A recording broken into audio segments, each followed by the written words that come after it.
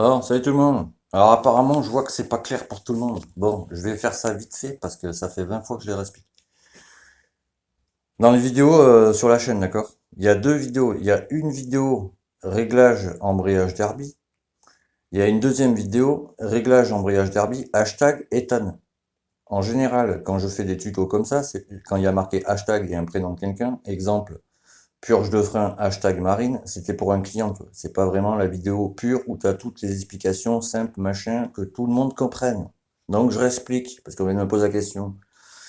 Tu montes sur ta machine, d'accord? Tu la démarres, tu passes la première, alors c'est l'autre main, hein, mais tu sais. Tu lâches tout doucement ton embrayage, la moto ne veut pas avancer. C'est simple, c'est ton embrayage à régler. Alors sur Derby, c'est très simple. Tu as la poignée de ton embrayage, tu vois. À la poignée de ton embrayage, tu as une petite vis. Il faut que la petite vis, elle soit plaquée à la poignée. Donc déjà, tu fais ça. Une fois que ta petite vis, elle est plaquée à la poignée, tu viens ici, tu vois. Là, tu as ton câble d'embrayage, d'accord, qui arrive là. Tu enlèves ton câble d'embrayage de la biellette d'embrayage. Ça, c'est la biellette, ça, c'est la câble. Sur Derby, je conseille vivement d'acheter ces biellettes d'embrayage parce qu'en fait, elles sont en alu et elles sont taille et masse. Les biellettes d'origine Derby, elles ont des petites cannelures qui arrêtent pas de se bouffer et la Vistorx, tu vois, se bouffe à chaque fois. Donc, tu as réglé ta petite vis à la poignée d'embrayage, d'accord, elle est plaquée. Tu as enlevé ton câble de la biellette d'embrayage, d'accord? Ensuite, tu viens ici, tu dévisses la biellette pour que tu puisses reculer la biellette sans que elle bouge. Ça, c'est la came d'embrayage. Donc, pour régler ton embrayage, tu prends ta came d'embrayage avec un gros tournevis.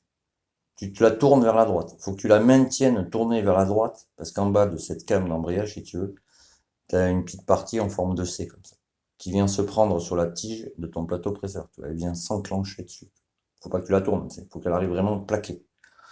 Donc tu prends ton gros tournevis, tu la plaques comme ça. Tout en la maintenant plaquée, tu vois, la butée, tu vois, de ton câble de...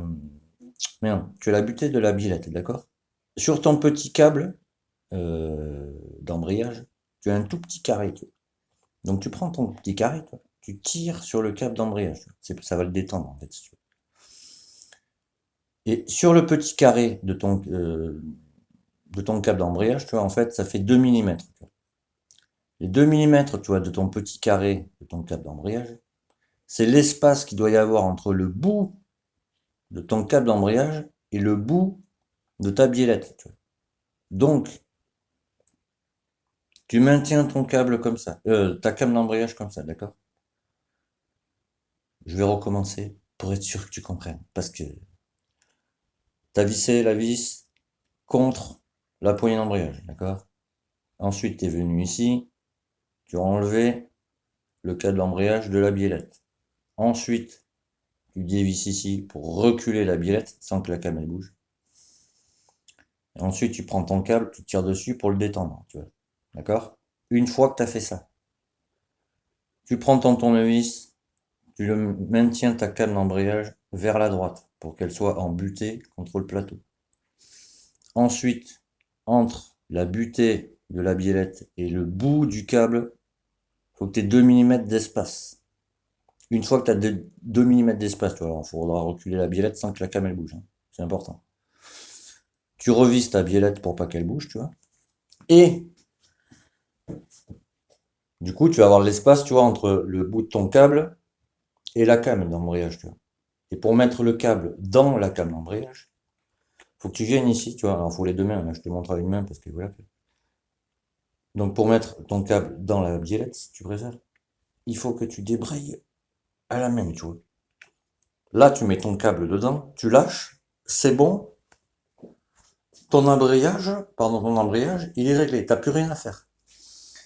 Autre truc, euh, si tu as deux types d'embrayage, voire trois, on va partir sur trois, sur que ce soit Derby, AM6, ce que tu veux, n'importe quelle machine, moto, gros cube, compris. Tu as carbone, Kevlar et garniture. Les garnitures, faut les faire tremper 24 heures dans l'huile. Pourquoi? Les garnitures, c'est plein de petits bouts, si tu veux, comment dire, plein de petites aspérités qui sont compactées ensemble. Tu vois. Donc, il faut que tu les fasses tremper 24 heures dans l'huile pour que l'huile, en fait, s'imbibe dans ces petites cavités, si tu préfères. Après, tous les disques qui sont en carbone ou en Kevlar. Alors, en carbone, c'est les embrayages, tu vois, qui sont un peu couleur jaune, tu vois, comme ça, là. Ceux-là, c'est pareil, il faut les faire tremper 24 heures pour que ce soit bien imbibé, tu vois. Il y a que ces disques-là où t'es pas obligé, tu vois, c'est en Kevlar, ça, où t'es pas obligé de les faire tremper. Mais moi, je le conseille, parce que si jamais tu fais pas tremper tes disques 24 heures dans l'huile, que tu démarres, que tu vas te taper une bourre, ça va te limer tes disques. C'est ce qu'on appelle cirer des disques d'embrayage. Donc ça, je conseille de le faire. Ensuite, bah, j'ai vu l'erreur l'autre jour sur la chaîne Amasco, alors venant de lui, ça me fait bugger. Les disques d'embrayage. Alors, sur AM6, tu vois, tu as une gouttelette. Tu vois, la gouttelette, je te montre, hein, parce que venant de ce genre de gars, tu sais, quand je sais pas combien d'abonnés, ça me fait bugger, moi. Sur AM6, tu vois, quand t'as la gouttelette, tu vois, sur ton disque comme ça, le premier, tu mets une garniture, tu vois, le premier disque lisse, tu vois, où t'as la gouttelette, faut le mettre en face du repère ici, tu vois. C'est pour ça qu'il y a un repère, hein, c'est pas pour faire joli, tu vois. Donc tu mets ton premier disque lisse, tu vois. Tu remets une garniture, le deuxième disque lisse, faut que tu le mettes à 120 degrés du premier, et ainsi de suite, tu vois. Donc ça déjà, tu vois. Bon, ça c'était pour AM6, pardon. Sur Derby, c'est pareil, sur la noix, t'as un petit trait, tu vois, c'est pareil, faut le faire. Ensuite, bah ça c'est l'embrayage Derby aussi. Sur Derby ou AM6, tu vois, tu as un côté lisse et un côté qui accroche. Le côté qui accroche est vers toi. Alors je t'explique pourquoi, parce que Masco, lui, il a mis le côté lisse vers lui et le côté qui accroche côté moteur.